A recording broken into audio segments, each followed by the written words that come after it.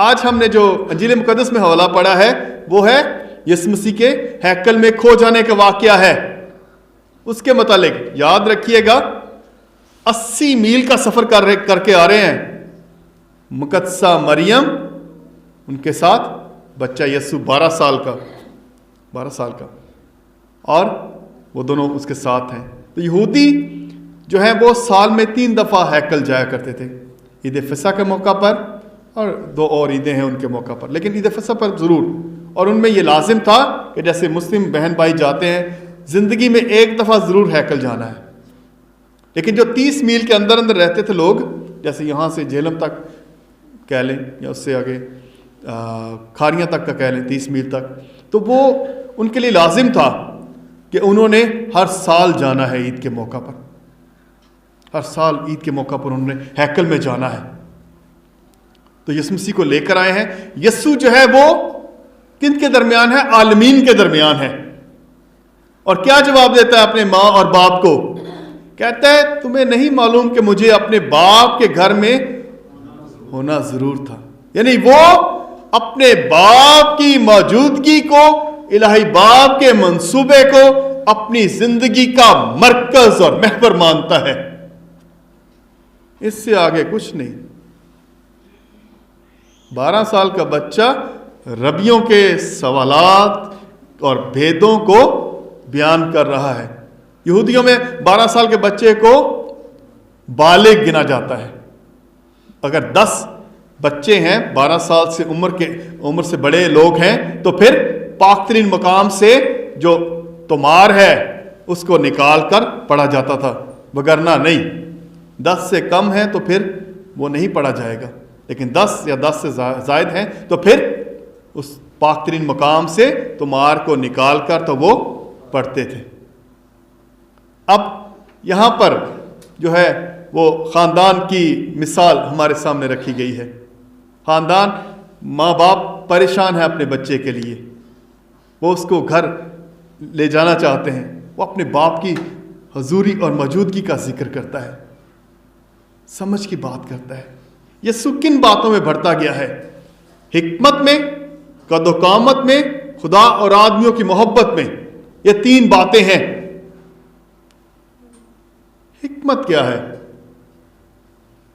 پاک روح کے جو تحائف میں ملتے ہیں نا فروٹس, تو کیا کہتے ہیں؟ حکمت, سمجھ, صلاح, مضبوطی, حلم, دینداری, خدا کا خوف.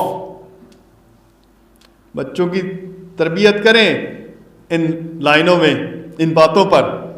ایک برج بنا دبئی میں, بہت بڑا, جیسے برج خلیفہ ہے. اس سے پہلے ایک بڑی عمارتی 7 سٹار ہوٹل تھا. تو وہاں پر کیا ہوا, جس شخص نے اس کا نقشہ بنایا وہ ایک انگریز تھا. تو جب خلیفہ کے پاس دے کر آئے تو اس نے بڑی خوشی کے ساتھ اسے قبول کر لیا. لیکن مشیروں نے بعد میں اسے بتایا کہ آپ نے اس نقشے کو منظور کیا ہے, آپ جانتے ہیں اس میں کیا خرابی ہے, کیا کمی ہے. اس نے کہا کیا؟ اس نے کہا آپ نے اس نقشے کو غور سے نہیں دیکھا. اس کے جو مشرق کی طرف اس کا رخ ہے عمارت کا, ہوٹل کا, اس پر سلیب کا نشان ہے.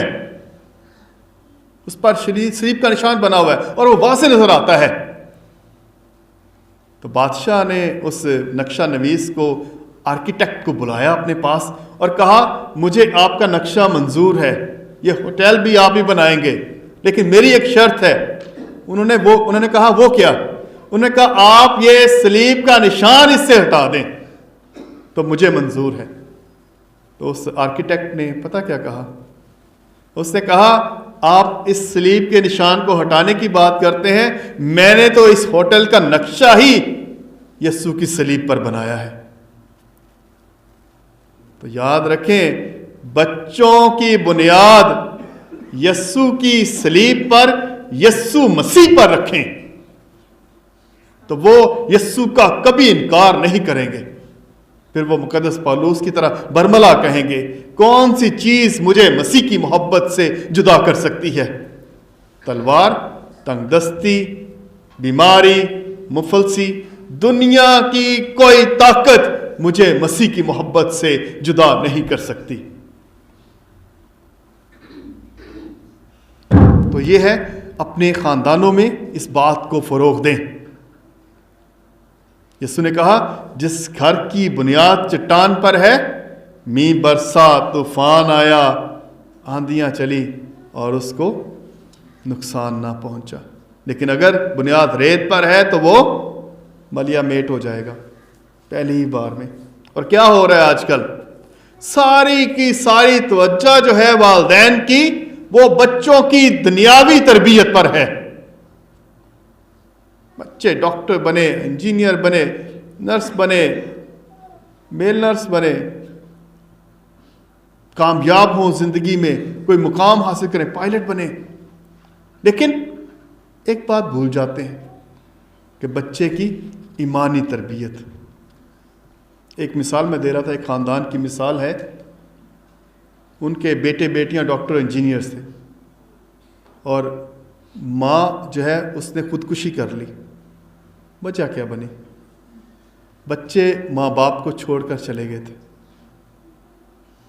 ان کے بچے کانوینٹ میں پڑھے، ساری زندگی بہت کامیاب ہوئے، بہت کامیابی دیکھی انہوں نے، لیکن ماں باپ کی عزت نہیں کی۔ وجہ کیا؟ ان کی روحانی تربیت نہیں ہوئی تھی۔ وہ وہاں پر جو کاہن تھے وہ مجھے بتاتے تھے، کہتے تھے کہ جب ہم ان کو کہتے تھے کہ آپ کے بچے کیوں حصہ نہیں لے رہے بائبل کوئز میں، کمپٹیشن میں، اسپیچ کمپٹیشن میں، پھر دوسری چرچ کی سرگرمیوں میں نوجوانوں کے گروپ کا حصہ کیوں نہیں ہے، تو وہ کہتے نہیں یہ وقت کا ضیاع ہے، ہمارے بچوں کے پاس اتنا ٹائم کہاں، ان کی پڑھائی بہت مشکل ہے، ہم ان کاموں کے لیے نہیں ان کو آگے لا سکتے۔ فادر جی ہمارے بچے پڑھنے لکھنے والے بچے ہیں، ان کے پاس اتنا ٹائم نہیں ہے کہ وہ ان باتوں کے لیے اپنا وقت نکال سکیں۔ اور کیا ہوا؟